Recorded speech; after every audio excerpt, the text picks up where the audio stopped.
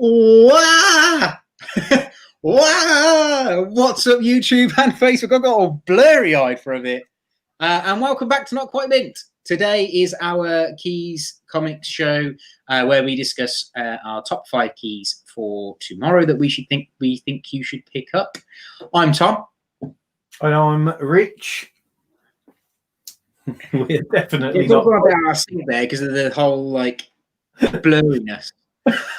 Everybody's just going to go, wah! Well, no, it just completely threw me off massively. Awesome. Also, we got Hydra in. How you doing, Hydra? What's up, Luke? Yeah, Luke. Thanks for coming. Yes. So anyway, yes, it is our Tuesday show. So we are doing our key comics that we think you should probably pick up tomorrow. We're going to do a few notables, but we have got 5 top picks we do think you should go and pick up from your local comic shop tomorrow. So shall we get into it, Rich? Yeah, definitely. We've got quite a lot of bits and bobs to talk about, even though there's nothing particularly major, I think, really. But yeah, do make sure, obviously, if you're new to us, obviously that you subscribe, smash that obviously like button down below, and the little notifications bell. If you click that, it'll let you know obviously when we are doing our live streams and obviously any videos that we're putting out and stuff like that, because we have got quite a lot planned and coming up. So don't miss out. Happy days, mate. And if you're not following us on any of the social media outlets, we are quite active on Twitter and Instagram, and it is worth having a look because I tend to show a lot of my collections, and it's always quite cool. So, shall we get into this nitty-gritty then, Rich? Nitty-gritty. Nitty-gritty. I'm all over the place, mate. I've had a really bad day. You haven't got a headache, have you? No, I've just had internet trouble. I've had computer trouble. I'm just, not the best. You seem a defeated person today, I'll be honest, mate. Yeah, everybody needs to pick up Tom and just happy face, mate. Plow on through. Right then, so do you want to get started with our wonderful sort of list of keys, mate? List of notables. Okay, so one of the notables that I picked or think we should pick up or look at is the Thor issue 3 reprint. And I think it's a beautiful cover because it's obviously the bit where he smashes the hammer against the hammer and it looks cool as hell. So why would you not pick it up, to be perfectly honest? One of the other keys or that are worth picking up is Cyberpunk comes out tomorrow, which is a kind of retelling or like actually a comic book version of what's coming out in the video game, I believe. And also you've got the Death Metal Trinity Crisis, which is a one-shot that comes out tomorrow, which might be worth picking up for any of the like tie-ins for Death Metal. There's also the Nightwing that comes out tomorrow, and that also is a Joker War tie-in, which might be worth picking up. The last one was okay, but wasn't great. The Batgirl was better, I thought, but go back and have a look at our review show and see what I thought of that. And then I don't know much about this one, Rich, so you might have to jump in and help me this one. But this is an ice cream man that comes out tomorrow, which is to help with the COVID-19 crisis. Is that correct? Yeah, so the idea with this one is obviously Ice Cream Man is just like one of those issues that's really, really hot at the moment. Every issue is obviously a self-contained story. We've just had these Dr. Zeus covers that everybody's been going nuts for, so it's obviously worthwhile keeping your eye open for them, because I think there's another 3rd printing of the previous issue going on. However, this is basically it's an all encapsulated standalone issue of I think it's 6 mini stories that they were released over sort of like the quarantine period, but they were all digital. So now what obviously Image have decided to do is to whack them all together into this one particular book, and obviously get them out there. The important thing with this is that I think it's 50% of the proceeds go directly into like the kitties of the LCSs and stuff like that, and that's obviously around the world. So it's all it's these publishers obviously giving back to obviously the comic shops who were properly obviously sort of shafted really with the whole distribution issues over the quarantine period. So But yeah, so it's one of those ones, and I haven't actually read any Ice Cream Man, but I'm definitely going to buy this and have a read. So I'll probably let people know what I think on Thursday when we do our reviews, mate. Happy days, mate. Well, why would you not? Definitely. And then the last two notable keys are both aftermaths from the Empire run that's just finished rather abruptly with naffle happening. So hopefully in these two aftermaths we'll get something. So the Fantastic Four one is kind of leading into something brand spanking new, apparently. And then the Avengers one is going to lead into the Avengers in space, I believe, or some kind of so with these two, what they're saying is with Empire Fallout, which is the Fantastic Four one, they're saying something about there's a turning point for the entire Marvel universe. Is it two major turning points? Is that right? Yeah, something like that. So they're obviously going to, if it's anything like the Empire run, it's going to be that you'll be running down the street, they'll turn you one way, and then you'll get to the other end of the street and they'll turn you the other way, and you'll end up exactly where you started. Because that was pretty much what happened in the whole of Empire, unfortunately. But yeah, and so it was very good at the end of each issue. Yeah, so as I say, there's going to be these turning points or whatever that's going to affect the whole entire Marvel universe. So even if you don't pick it up, it's worthwhile obviously keeping your ears open. And then the Avengers one, this is something about, I think, is it new enemy? It says something about new enemies. New dangers, new enemies. But it said basically there's going to be this new space age. When they're saying, the start of the Marvel space age or whatever, but I think like Marvel have been in space for quite a while, so I mean, again, it might be quite interesting, but if it's because it's got the Empire tag on there, it's one of those ones that I think people have been that disappointed. Keep your ears open because it might turn out to be quite significant, maybe. Possibly. But right, we do our top 5 then. So start up finally our top 5 that are quite interesting, actually. I think. To be fair though, I mean, we burst through our notables in 7 minutes. We never normally get through them that quickly. Now, well, to be fair, you've rattled them off, haven't you? You've just gone, dush. There you go, have them. So job done. You're obviously not got your Wibble meter on today, mate. My Wibble meter. You're just like, you need me in Wibble meter. Yeah, well, that's what I'm saying. You haven't got it on, have you, today? So there you go. No, not at all. So where should we start, Rich? Do you want to start with Wonder Woman? Yeah, so we start with Wonder Woman. So this is Wonder Woman 762. So this one's a bit of a weird one because I think we had the apparent first appearance of a character called Liar Liar, but that was back in issue 759, I believe. So it was a couple of issues ago. However, there was no mention, I think, of that character actually being Liar Liar. So I haven't obviously read the story. Yes. So they're now saying that obviously this.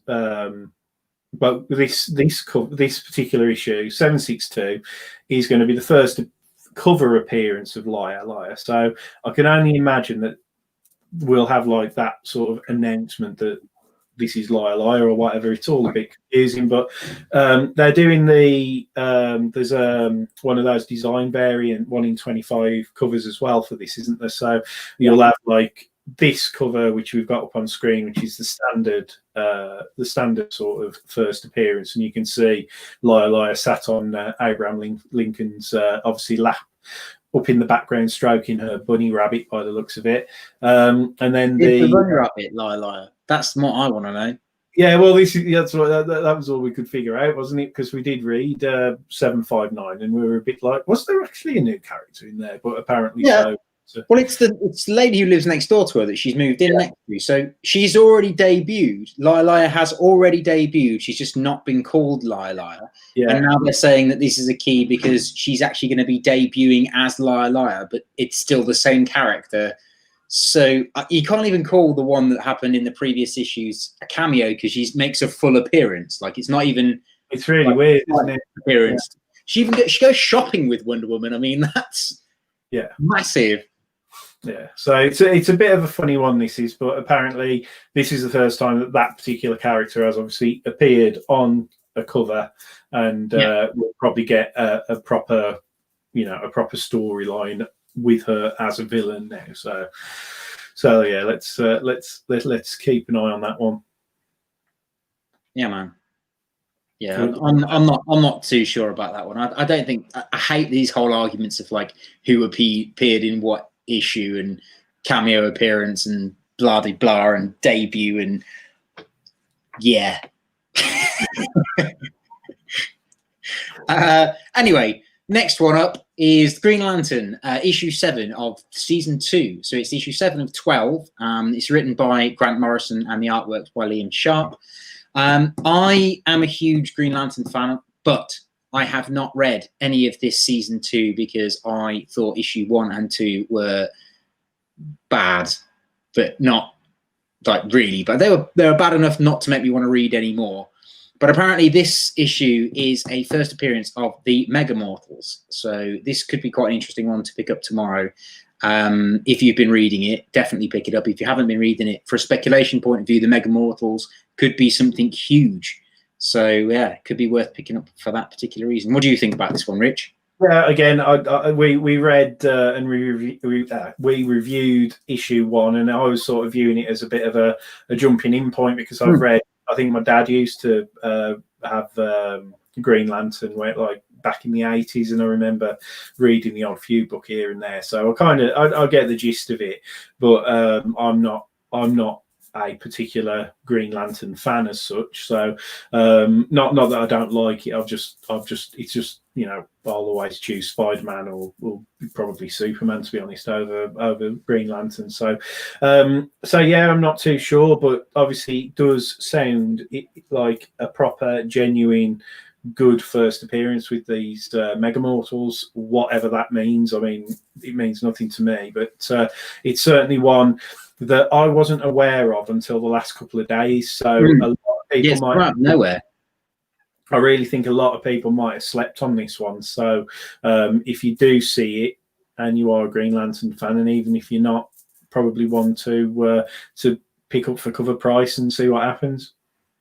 Yeah, definitely. I mean, I really liked Green Lantern. He would have been my pick over Batman like a while ago, because I don't really read much DC. I only ever read Green Lantern and Batman, if at all. Yeah. But I read the Jeff Johns run up until I think it was the Rebirth, and then it all kind of just felt really samey and rehashing the same old stories. And then I thought this would be a good jumping on back on point, and it just wasn't. Was it? Yeah. Well, that was what I thought. I thought, oh well, because I've heard you talk about the Jeff Johns stuff, and obviously Brightest Day and Darkest Night and Sinestro Wars and all of that kind of stuff.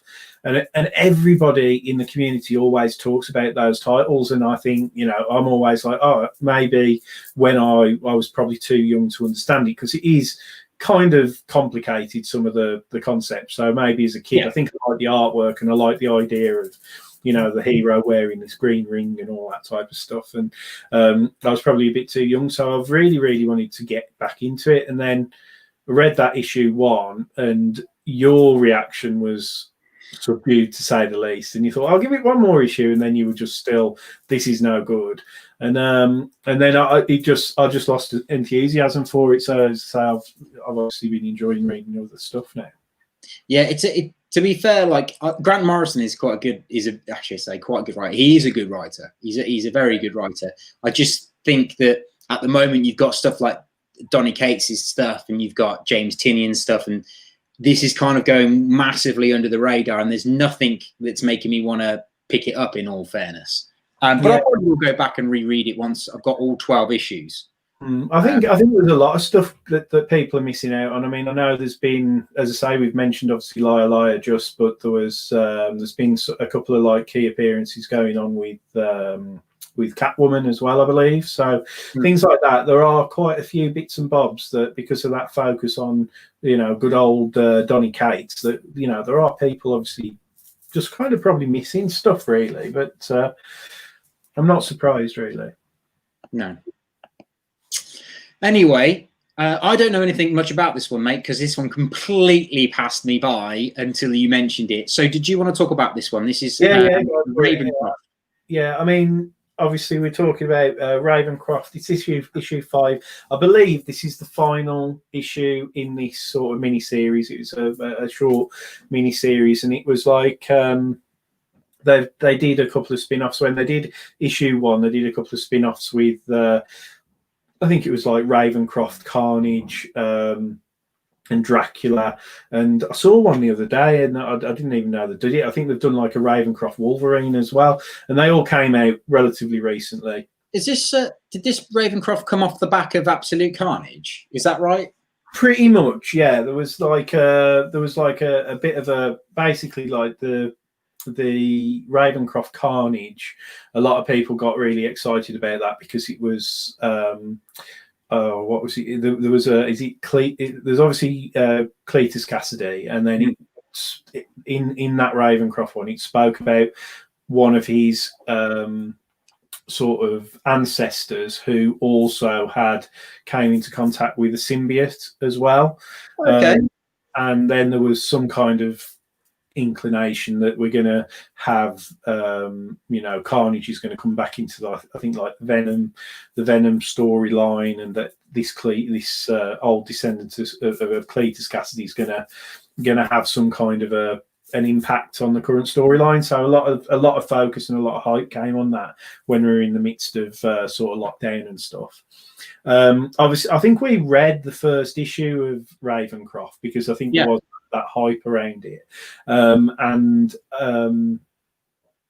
yeah, we obviously it was that whole concept. I think that like Kingpin was running Ravencroft and all of that. It was. And it was, Kingpin was running that, and it's obviously the equivalent in the Marvel to obviously the Arkham Asylum and stuff like that. So it was kind of an interesting sort of start, and then I think lockdown happened, so I haven't read any more of these issues. So yeah. It's interesting to see it come to an end.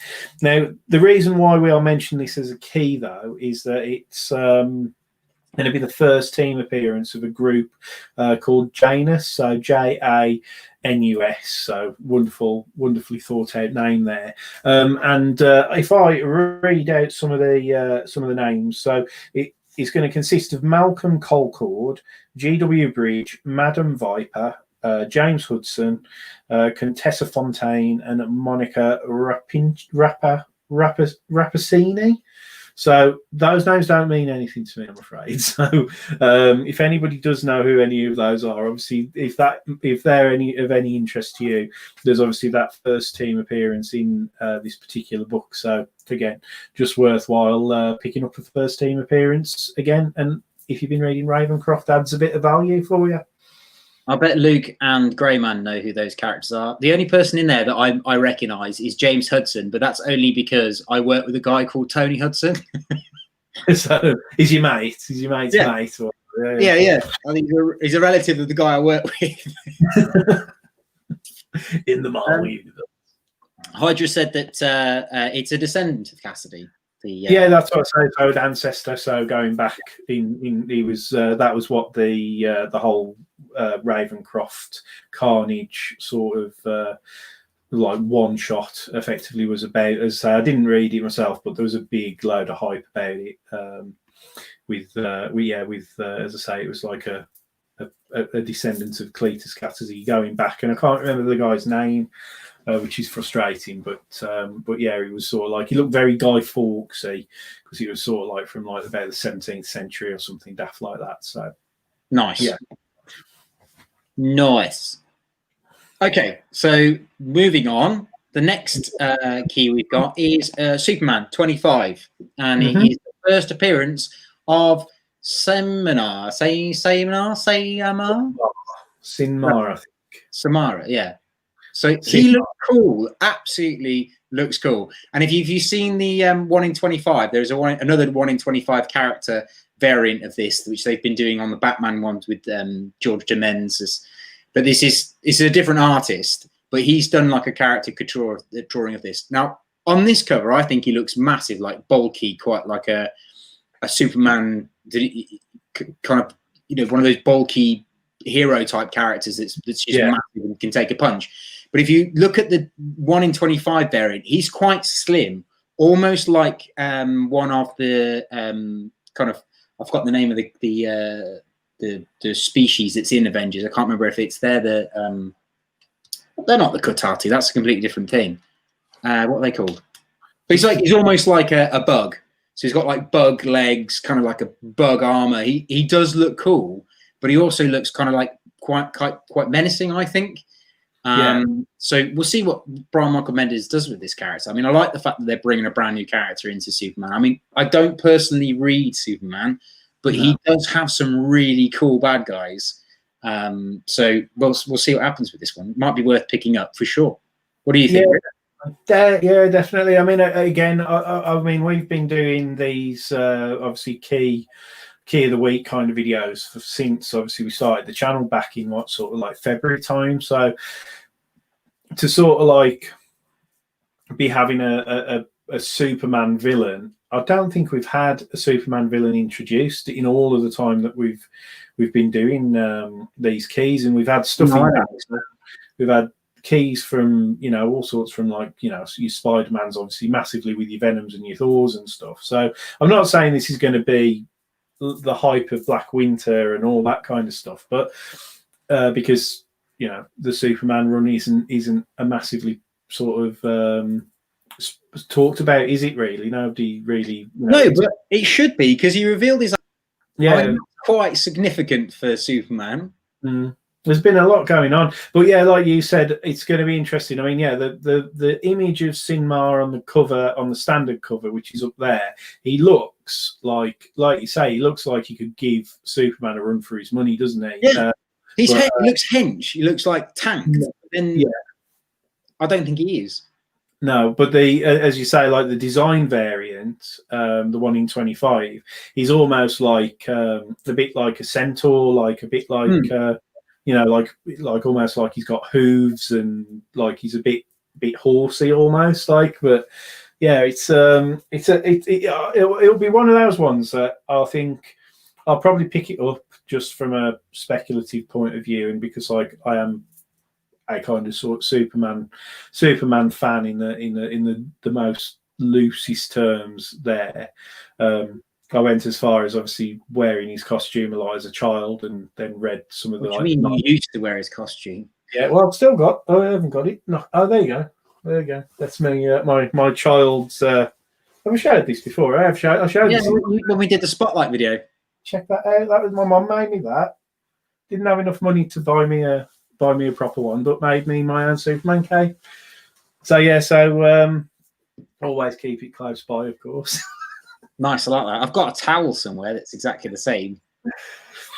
But yeah, I just, you know, so he's always been there, and I think my biggest problem with Superman is that I'd have him and I'd read him like week after week after week if there wasn't so much stuff that I've missed beforehand.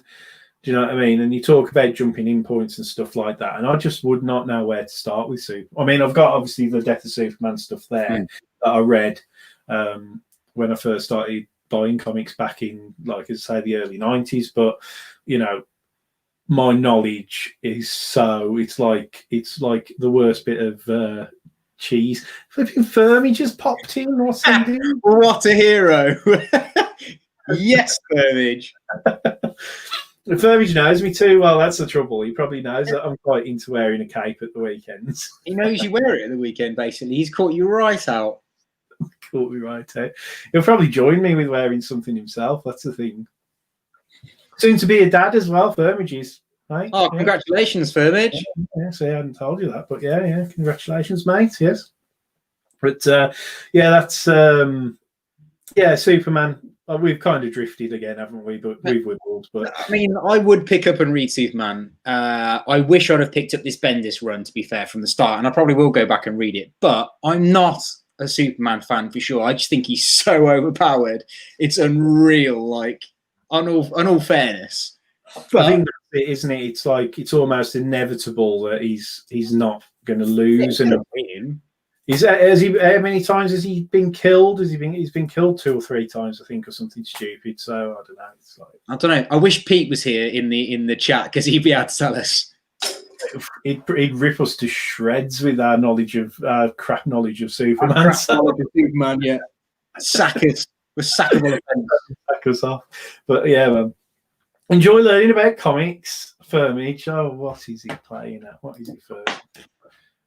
So everybody's watching this and thinking, who's this Firmage character? And yes, he's a legend. What he is. Legend. Very long time good friend of mine, definitely.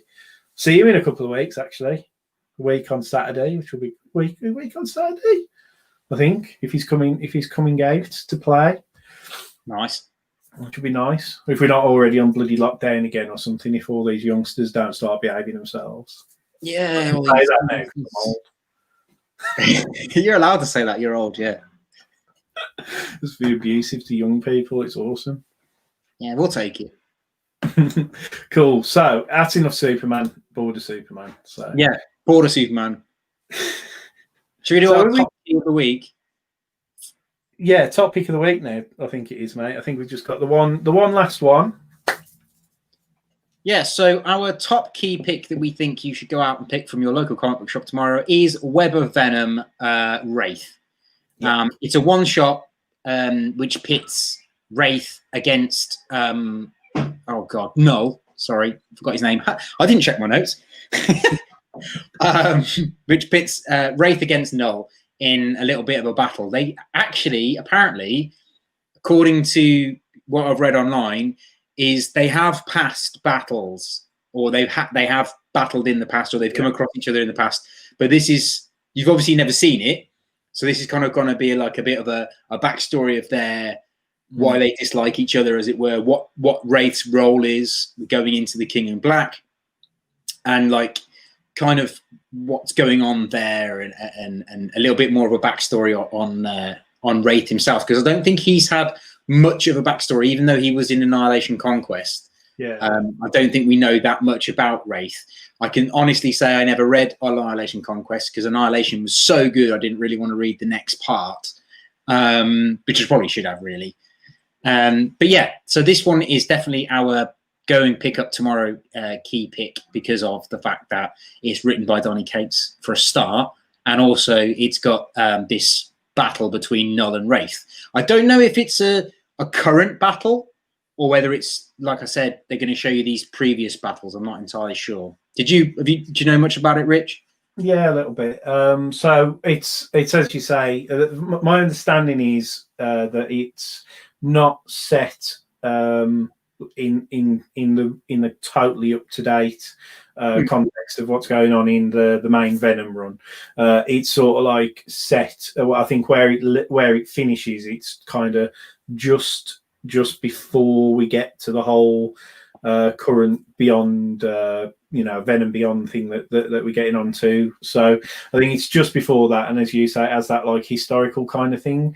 Yeah. However, what a lot of people are talking about with this is that there is actually a bit more of a key significance than just the fact of we get the backstory of the battles, and that's the fact that we're introduced into the concept that Null has an opposite, right? Okay, like an opposite entity that we don't yet know about yet. So we've heard, I think, people mentioning things about like, the God of Light and things like that, and I think there's a firm mention of the God of Night having a direct connection with Null in terms of it being his opposite potentially. So that's my kind of understanding of what's going to happen, but I don't really quite know how it all wraps up in that respect. So yeah, it's going to be quite an interesting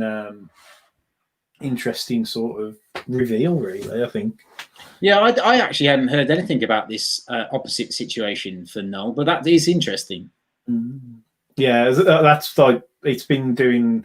It's probably the biggest spoiler from the book that I've just put out there, but it's been going around for the last couple of months on people talking about it on YouTube videos, and like through social media and stuff like that. So yeah, it's definitely like something that, again, I think people are focusing on that null versus wraith element and not actually like what we're actually getting, what this is going to do for things to come, really, with like you say, with the fact that null's coming and all the rest of it. So yeah. Well, he should have arrived by now. Null's been coming since like December. That's it. Yeah, he's taken the scenic route, I think, definitely. But definitely, I mean, isn't he supposed to be some kind of entity that can like travel very fast? And he's just, he's taking his sweet time. He's just passing a few Mackie D's on his way. He's going to nip into the services. Definitely needs to be doing that. So yeah, and I agree with Tom. He's Tom Harris there. He's put up, obviously, the artwork looks amazing, and he does. It's amazing stuff. I was expecting there to be loads and loads of like retailer variants for this. I think there is a standard variant that's been done, but there's not been that many. I think I've seen a Tyler Kirkham one for this, and I think there's one potentially being released tomorrow as well, that like has like Venom and Null fighting as well. So but yeah, it's one of those ones to keep an eye on, definitely. And I think, again, a lot of people will buy it because of everything with Donny Cates and everything, but I still think a lot of people will probably maybe not quite get this. I don't know.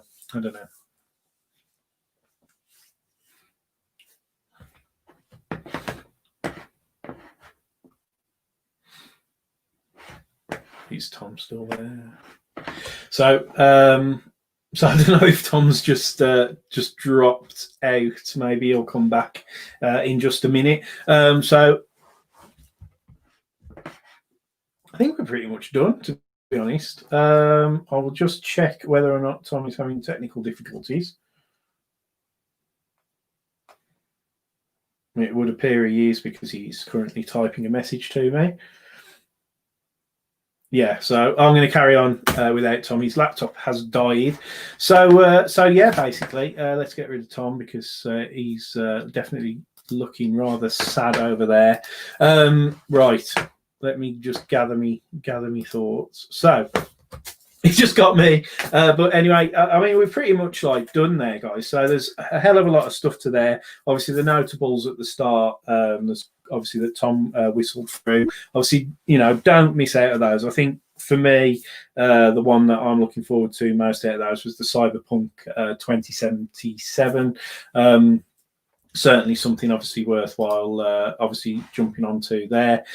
Yeah, so everybody, Tom's fine. His laptop just does die from time to time, so he may well pop up back in a minute, but he may well not. But I don't think he's having a very good day by the looks of it, because enthusiasm was short for poor old Tom anyway. But yeah, I'm going to just wrap it up there anyway, guys. So as always, I've got to say all the Tom's bits and bobs, haven't I? Which is a real shame. Yeah, so yeah, not quite mean. So yeah, we I mean, that was that's exactly what we like. Stuff does sometimes go wrong, and we are obviously not quite mint all the time. But thanks ever so much for watching. Do make sure, if you are new to the channel, that you subscribe, you give the thumbs up, and also obviously hit the little notification bell.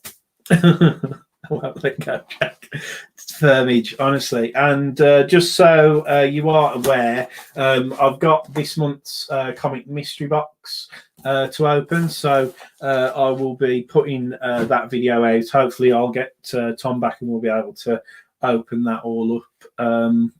And I'll upload that over the video. But until obviously next time, which will be on Thursday at 6 o'clock, hopefully, as I say, Tom will have his laptop all back up and running, and it'll all be good. But thanks ever so much. And everybody who was in the stream, so Hydra, my mate Firmage, Tom, Greyman, everybody else, thanks ever so much for watching. Really appreciate it. So, because Tom's not here, I'm just going to tell you, take care and see ya.